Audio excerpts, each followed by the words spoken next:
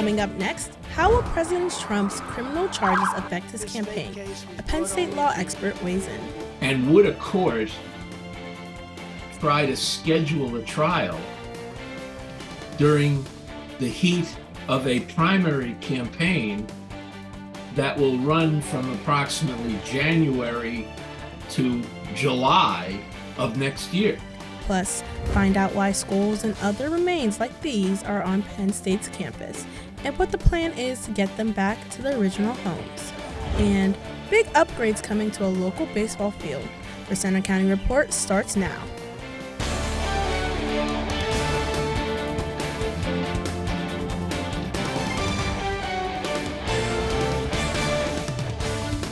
Good afternoon, I'm Paloma Friend. And I'm Janelle Randolph. Thanks for joining us for the Center County Report. Our top story: as former President Donald Trump waits for the next move in his criminal case, many are wondering how the case might impact the presidential race. Reporter Zach Kay is in our studio with more. Zach? Janelle, Donald Trump made history this week, becoming the first ex-president to be indicted on criminal charges. But his next court date isn't until December, and that has many experts wondering how the timing and the charges might affect his presidential campaign. Donald Trump's criminal case is expected to drag on into next year, into the heart of the presidential campaign season. This week, he became the first former president to be indicted on criminal charges, 34 counts of falsifying business reports. How did you plead, President Trump? How did you plead? He pleaded not guilty. He's frustrated, he's upset, but I'll tell you what, he's motivated, and it's not going to stop him, and it's not going to slow him down. Despite his legal trouble, many supporters say they'll continue to back him. We just want to keep his morale up. He's a strong man, the strongest man I've known, and he's taken a lot of heat. After his court appearance in New York this week, Trump flew home to Florida, where he talked to supporters. And I never thought anything like this could happen in America. Never thought it could happen. The only crime that I have committed is to fearlessly defend our nation from those who seek to destroy it. A key question now is, how will the criminal case affect his campaign for a second term? It could be going to trial, just as Republican primaries get ready to start. And would a court try to schedule a trial during the heat of a primary campaign that will run from approximately January to July of next year? Penn State law professor Stan Brand talked about the bigger picture impact. To me, it's troublesome on a general level, just the criminalization of the political process, which continues to roil us in ways that are really unprecedented. The case is unprecedented for an ex-president, but Manhattan's DA says his office isn't treating Trump any differently.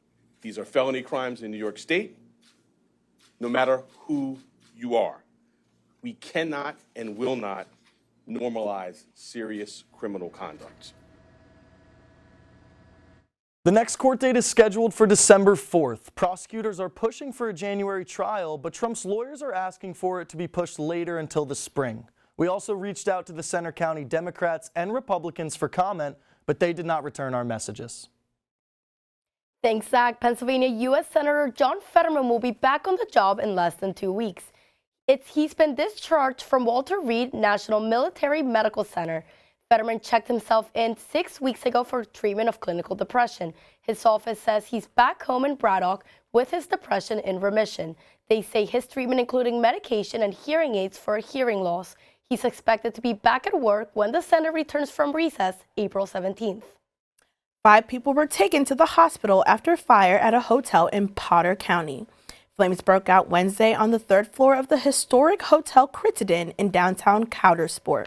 More than 100 firefighters responded to the scene.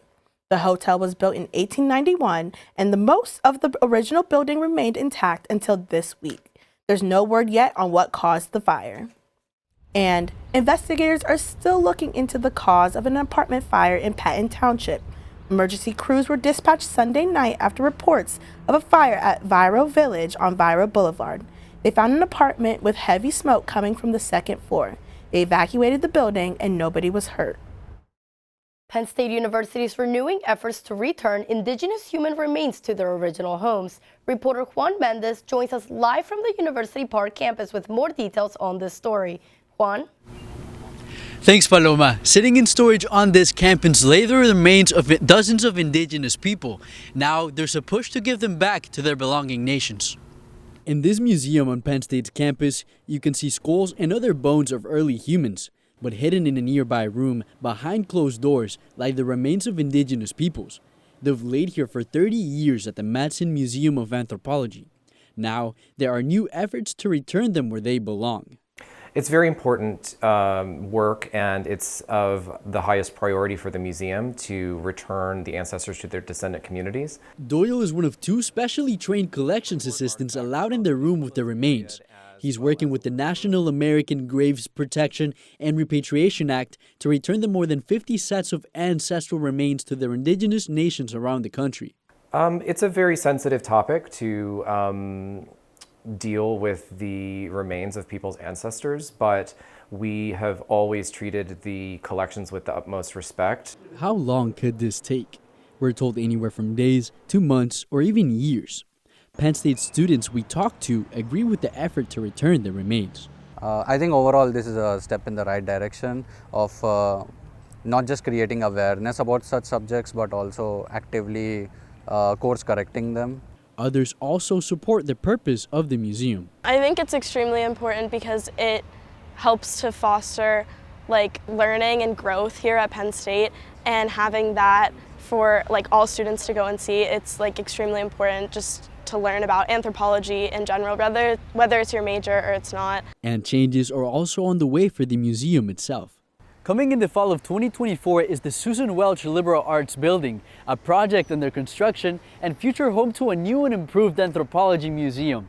At that location, we'll have a much more visible and publicly accessible presence for both faculty and students and staff for the university, but also for the public.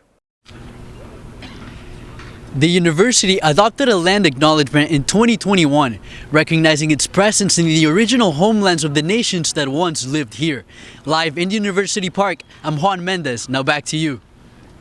Thanks, Juan. Some badly needed renovations are coming to a baseball field in Bellefonte, thanks to a $1 million grant. And the project is wrapping up just in time for next week's Raider baseball home opener. Reporter John Drager shows us what's happening at Governor's Park. The Bellefonte baseball team is in the middle of a 5-game road trip to start their season. But by next week, they return home to a new and improved home, John Montgomery Ward Field in Governor's Park. We have a very rich baseball history in Bellefonte. The old dirt field had drainage issues and was prone to flooding, so Bellefonte's mayor decided to reach out to the state for help. That turned into a $1.1 million grant awarded to the borough through former state senator Jake Corman, who grew up in Bellefonte. That money was used to build a turf infield, a first in the Mountain League, brand new dugouts with connected bullpens for pitchers to warm up, a press box behind home plate, and padding on the back fence. So why the changes? Out of the 10 home games that Bellefonte scheduled last season, only 30% were played right here at Governor's Park. But with one flagpole, conversations began about renovations to the ballpark. You know, as mayor, the first thing I'm going to do is get a flagpole out there. And then we got to talking, what can we do? After inspections by the contractors this week, the team got to practice on the field, with high expectations about the new atmosphere. The environment's a lot better. It seems it's brighter here. The new ballpark brings appreciation from the Boosters Club, including President Dave Caparella. We're thankful for all the people that were involved, from Senator Corman to the borough.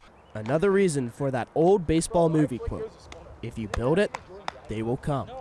In Bellefonte, I'm John Drager for the Center County Report. The Raiders will have their home opener on Tuesday at the new John Montgomery Ward Field when they host Mifflin County. Another new brewery is set to open in the State College area. This time, it's in Boalsburg. Noah Georgioulis has the details. On the old Bull City Museum grounds near Rothrock State Forest sits Center County's newest brewery. It's owned by Penn State alum Gordon Kaufman. I saw a need for the community. I wanted to create something that I wanted and that I felt that the community wanted. Bowl City Brewing is more of a complex with 3 main areas: a 1,500 square foot tap room, a 1,000 square foot brew house, and an outdoor space with benches, fire pits, and more. So I think what we'll do is have an opportunity for those folks that are, hiking or mountain biking or trail running, and then being able to come here afterwards. Mike Smith is the operations master brewer. He has 21 years of brewing experience, including at Barrel 21. Mike and Gordon both work together on the menu. I really enjoy discovering new beers and new styles. I think here we have no limitations as far as what we can do from a creativity standpoint. The beer choices vary from IPAs to Pilsners, and they even have wines on tap and some liquor. One of the unique things about Bowl City Brewing is how they incorporate refurbished materials from around Center County, like these shelves above the tap and the face of the bar, which were taken from an old barn in Bellefonte. Even the bathroom ceilings are made from the old flooring at Rec Hall. This new place faces plenty of competition with other breweries, wineries, and bars opening in recent years. But Gordon says that actually may be a positive. We want to collaborate with other brewers. We want to get it, we want to create a community that where the distilling and brewing community kind of can come together and share ideas. In Boalsburg, I'm Noah Georgoulis for the Center County Report. An invitation-only soft opening is set for Monday, and they hope to be fully open by the end of the month. It's cooler today than earlier this week, but will it warm up this Easter weekend? We'll check the forecast coming up. Plus, an airline suspends service to and from State College. Also coming up, a Pennsylvania tradition during Lent. We go behind the scenes at a fish fry in Bellefonte.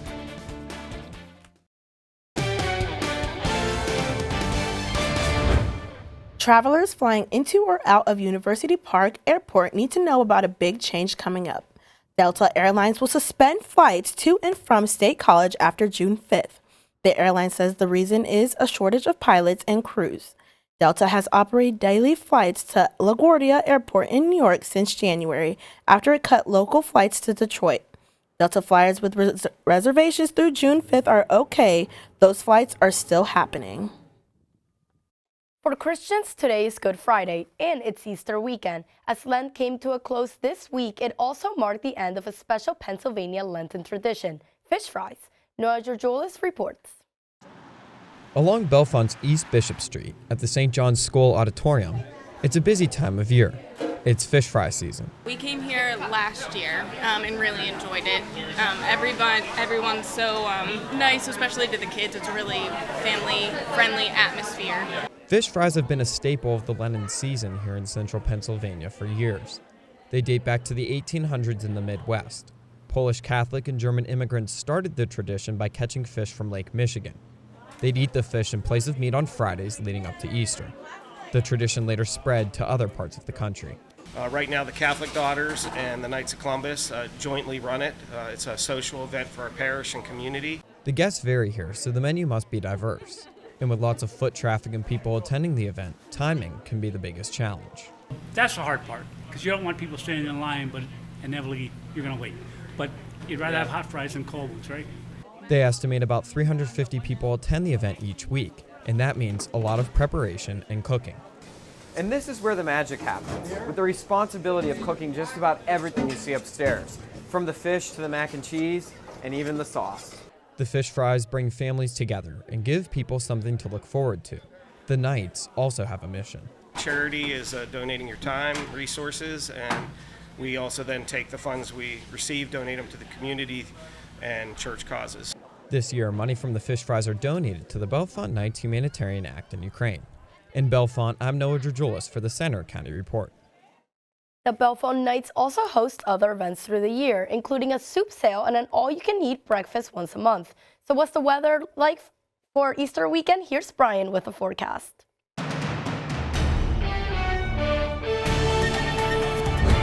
Penn State student meteorologist Brian Michigan here with a look at that Center County report forecast. You can see as we kick things off outside of Beaver Stadium, very overcast day across the region right now. And as a result, temperatures are a bit cooler than they've been over the past couple of days. It also feels a bit cooler down in the low 40s thanks to that north-northwest wind coming in at 7 miles per hour. Now with this air mass change, we're also seeing a much drier conditions, dew point of 19. So the chapstick certainly going to be handy today as you walk outside. Temperature-wise, as we look off to the north and west, certainly a bit cooler with that northerly influence in our winds, 30s there in Erie. Otherwise, as you look towards the southeast near Allentown, Harrisburg, and Philadelphia, they're sitting in the lower to mid 50s. Satellite and radar shows as we're looking to our south, there's our stationary front bringing a pretty good deal of precipitation off to states like Virginia and even into North Carolina. Otherwise here in Pennsylvania, not looking like a whole lot in terms of a washout, maybe some sprinkles in the southeast, but otherwise looking at mainly cloudy skies. Expanding things outward, you could see our stationary front off to our south bring some heavy rain to the Raleigh, North Carolina area and along the Appalachian Mountains. But again, luckily won't be affecting us as we head into this Easter weekend. Now, Futurecast shows as we head throughout the night tonight, that's where our cloud cover starts to die down just a bit as we head towards the midnight time frame, still dealing with some of those mountain clouds and some more cloud cover off to the south and east. Otherwise, it'll be clearing up as we head into the morning hours of Saturday. So by the time you're waking up for your Saturday morning, the sun should be peeking through some of those clouds as you wake up. And as we get into the afternoon hours of Saturday, that's where skies clear, maybe some clouds off to the north and west, but otherwise, it's going to be a good day tomorrow. Looking at our temperatures, diving down to around the freezing point as you head into the 5 a.m. time frame on Saturday. So certainly going to be a morning for the jacket, but as you head into the afternoon hours of Saturday, that's where temperatures go back up into around the mid 50s and winds start to go out of the south. So a warm up is on the way for much of us here in Pennsylvania. So for today, 54 degrees, mostly cloudy skies, winds out of the north at around 5 to 10 miles per hour. Temperatures tonight, 30 degrees, so a bit chilly. Mostly cloudy skies in store for us, but a nice rebound tomorrow with temperatures in the mid-40s, mostly sunny skies. And as we look at our 7-day forecast, a big warm-up is on the way and sunny skies across the next several days across Pennsylvania. But look at that Thursday getting to near 80 degrees. Yes, this is great weather for the Easter Bunny. I know, I'm so excited to participate in an Easter egg hunt this weekend. What's going on with sports? Gabe? Coming up in sports, we head out to the baseball diamond to check in with both the Nittany and Little Lions. Also coming up, Penn State football's quarterback battle heats up as spring practice goes on. We hear from both second-year quarterbacks.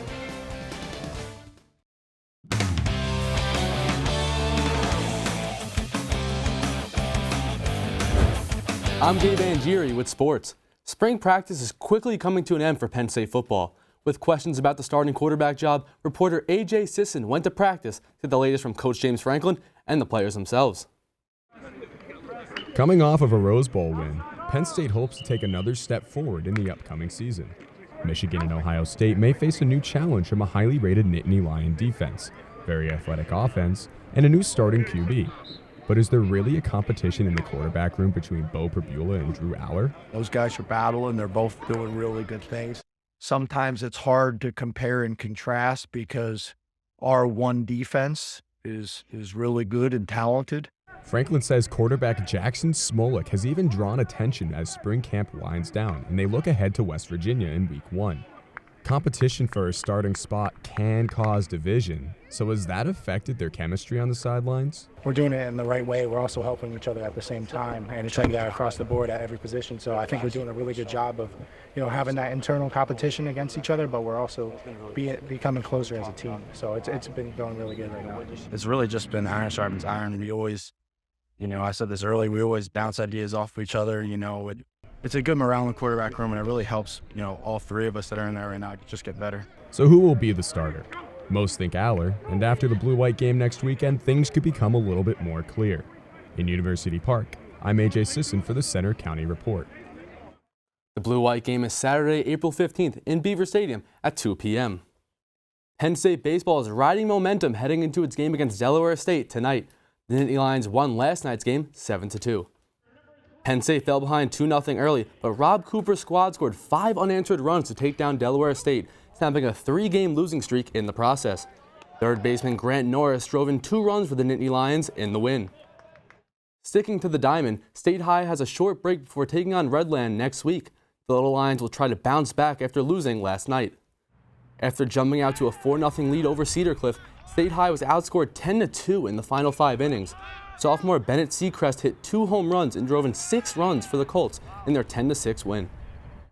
On the Pro Diamond, the Altoona Curve is celebrating its 25th anniversary season, and opening night was last night. The Curve took on the New Hampshire Fisher Cats at PNG Field. It was the first of a 3-game series before Altoona goes on the road next week. But New Hampshire spoiled the night and beat Altoona 8-2. The two teams play again tonight at 6 p.m. Penn State men's volleyball is on the road at George Mason this weekend. The team is 20-3 this season and has won 5 of their last 6 matches, including an upset over top-ranked Hawaii. The Nittany Lions are ranked number 3 nationally, and despite the success, Coach Mark Pavlik isn't overlooking the Patriots tonight. You're only as good as your next match, and once we get focused in, hey, the next match, George Mason. We take care of that on Friday. The next match, George Mason. You just be where your feet are, and there's nothing good that ever comes of looking too far ahead. While Pavlik won't look ahead, we will. Penn State has 4 matches remaining till the EIVA playoffs.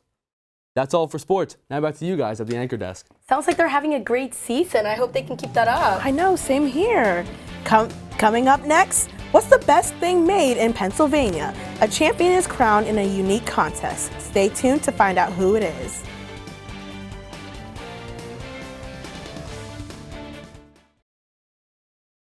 The results are in from a unique contest called the Coolest Thing Made in PA Tournament, hosted by the Pennsylvania Chamber of Business and Industry. Mrs. T's Pierogies and the Permanente Brothers Sandwich fought for fan votes in the championship, and the winner announced this week is the Permanente Brothers Sandwich. More than 32,000 people voted, and the results were announced before the NCAA Men's Basketball Championship game. Other entries included Utz potato chips, Hershey Kisses, Crayola crayons, and even Yuengling Lager. I definitely need to try that Permanente sandwich. It sounds good. so good.